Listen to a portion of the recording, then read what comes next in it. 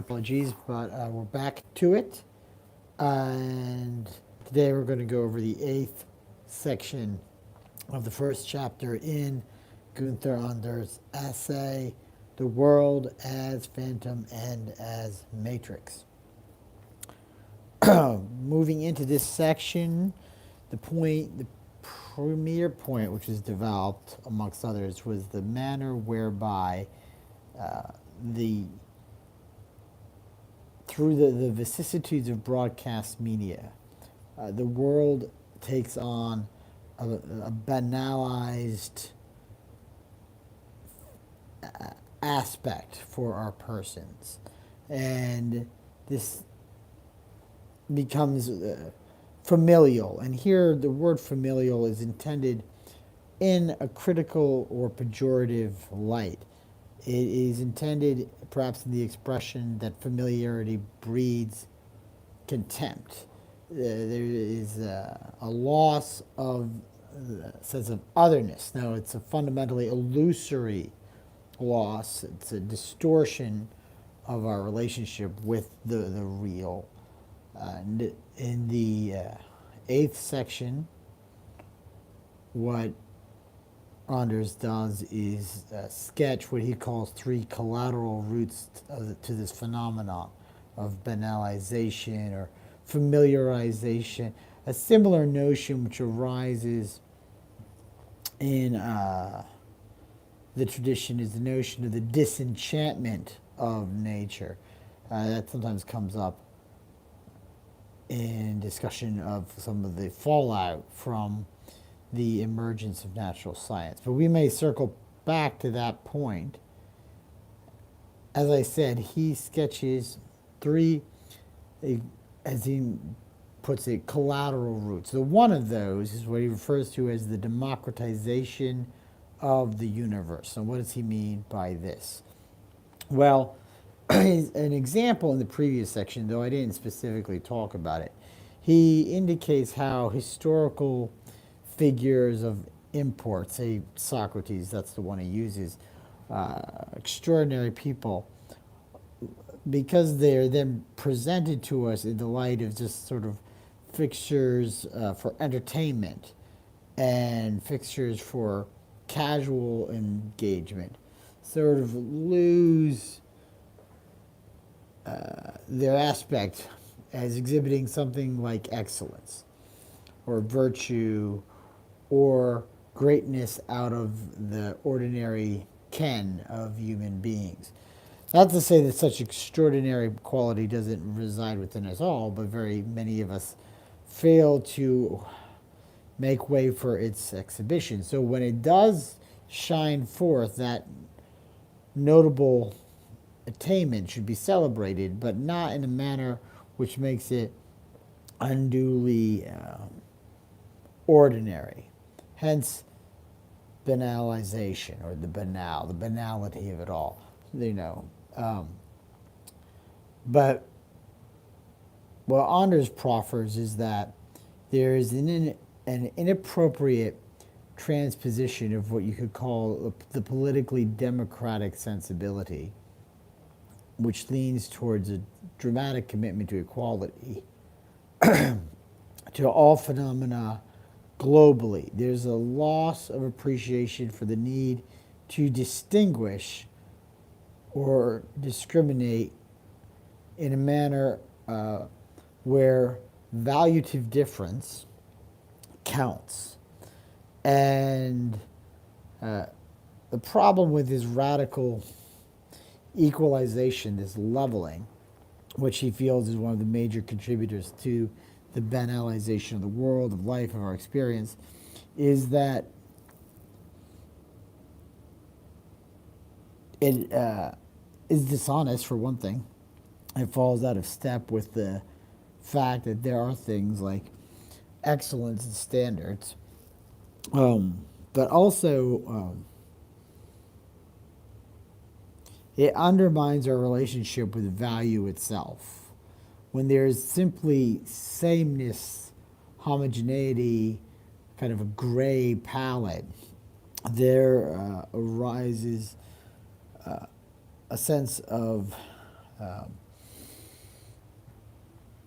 disorientation, really, that may manifest itself as an expression of boredom, contempt, what have you. And those sort of unpleasant facets of the experience actually are clues or cues that something else is going on. But the main thing is that without some sense of value, which decidedly has a kind of moral weight to it, we are sort of disconnected from a sense of energy that could draw us in a particular direction. It undermines our capacity for commitment, which actually sort of slides back into how he's working within a framework which is not existentialist per se, but which has definitely an existentialist feel, where freedom is realized through commitment to working within the domain of mere facticity after a fashion which takes value seriously. But we may return to that in the future, but that's sort of that's the first of the three collateral roots of banalization that he cites. The second is how, under the sketch that he's provided, banalization is fundamental to the commodity character of the image. Through television and radio, the world becomes a matrix from which events are then sort of birthed. Remember, the word matrix, I don't think I've mentioned this previously, comes from the Latin word womb, or is a source of origin. So then the world is a kind of womb or template from which then events emerge that can be molded into the character of commodity for exchange. But once things become subject to a logic of commodity, they are fundamentally alienating. Because what's happening under at least a Marxian analysis is that production for the purpose of value and surplus value production displaces us as consumers from and as laborers from what it is to organically relate with the world on the word is use value, on a use value basis, which is kind of an awkward word, I've always thought. But you go and you make shoes to put on your feet to wear. There's a kind of functionality to them. But Nike makes shoes not to put shoes on people's feet, but to make money. And that displacement creates a kind of distance, which is sort of the root of the alienation that we're discussing here, and all kinds of problems cascade from that alienization. And to mitigate the consequence of that, Anders advances that inevitably is necessarily to banalize and make familiar. So I think this is clearer in the German than it is in the English, right? To familiarize and make ergonomic, if you like, or ready to hand, if you like, all these object and entities before us. We want to minimize the friction, if you like, just like, one-click button on the Amazon page and make it all just sort of seamless so as to undercut the degree to which we may accidentally awaken from the stupor into which we've been cast by this state of affairs. Now, this actually, he expands pretty dramatically upon this point in section 9, so we're going to come back to it. But he lists this here, 2.2 of 3 collateral roots. And the third collateral root is what he refers to as the banalization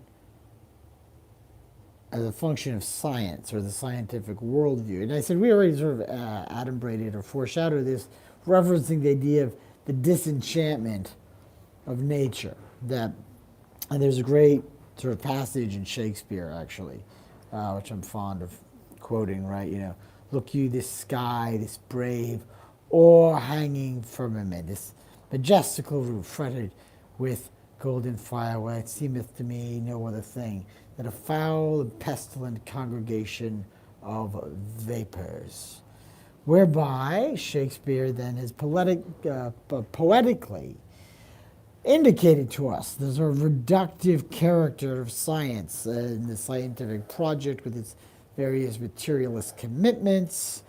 And, what's the big deal? It's just all atoms in the void. And when we really let that kind of reductive metaphysics seep into our souls, it has an infecting quality upon us. Happily, there is remedy even within the confines of properly executed science, because the scientific method itself will, if it persists in its rigorous application, disclose the vast extent of unknowing. That is, the vast extent of the universe to which we are, that we just are, of which we are simply ignorant or nearly ignorant. Right, but we don't really operate in terms of the sort of constantly provisional character of the hypothesis. The scientific project of modernity generally devolves, degrades into iterations of new, I don't necessarily want to call them ideological commitments, but relatively rigid cosmologies that serve to more or less protect the interests of an elite stratum. And this is as opposed to science done for the sake of actually penetrating to the heart of nature itself. And there are problems even within that framework as to like what is appropriate, how does one actually go about accessing the true, accessing nature, getting at the real. There's a wonderful line of Tolkien in this connection from The Lord of the Rings of all things, and it's when Gandalf remonstrates Saruman, who had been Saruman the White, but then rejected the mantle of Saruman the White to become Saruman the Many Colors, with a scintillating sort of rainbow-like robe to reflect that. This, of course, is coeval with Sauron's corruption, or is it Saruman? I'm sorry, Saruman's corruption and complicity with Sauron, blah, blah, cha, cha. But the main thing is that Gandalf remonstrates him that he who breaks the thing to understand it has departed from the path of wisdom. And we thus see the problem with contemporary science, even properly done, that it treads upon ground where it's very possible to do a kind of violence to nature itself in the process of trying to divine its nature. And usually this violence is done vis-a-vis the process of so-called objectification. And it's upon objectification that Anders, the Gunther Anders, focuses in his elaboration of how the scientific worldview feeds into the banal character which reality tends to assume under the dominance of broadcast media as the avenue through which we then access the world.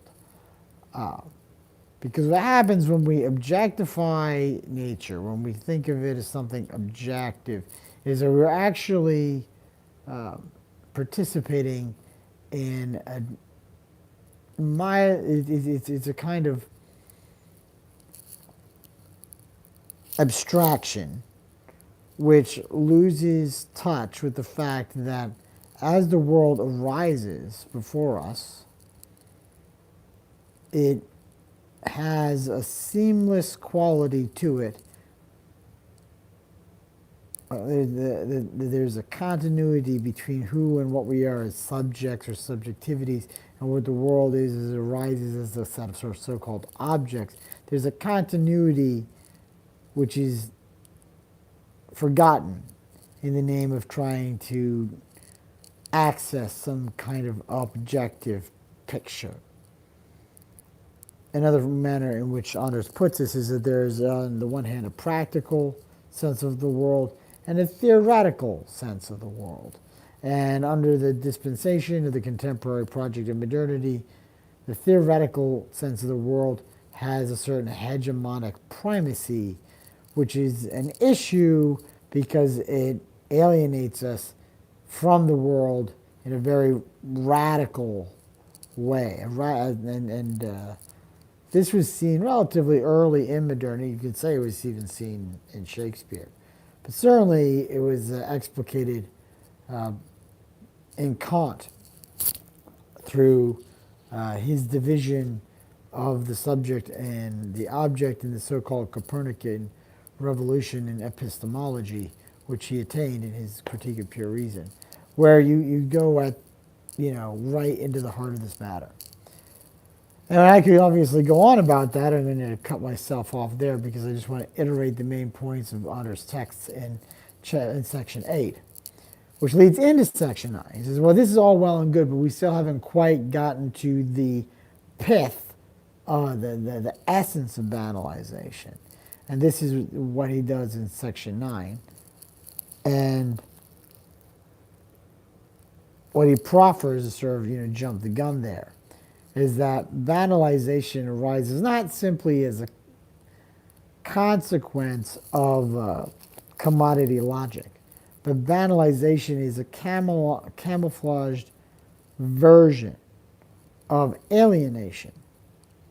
And alienation then will tie us back, I believe, if I'm anticipating correctly, into the issue of how we've allowed the world to be something to which we relate to in an only sort of phantom-like character, half present, half absent, and so on.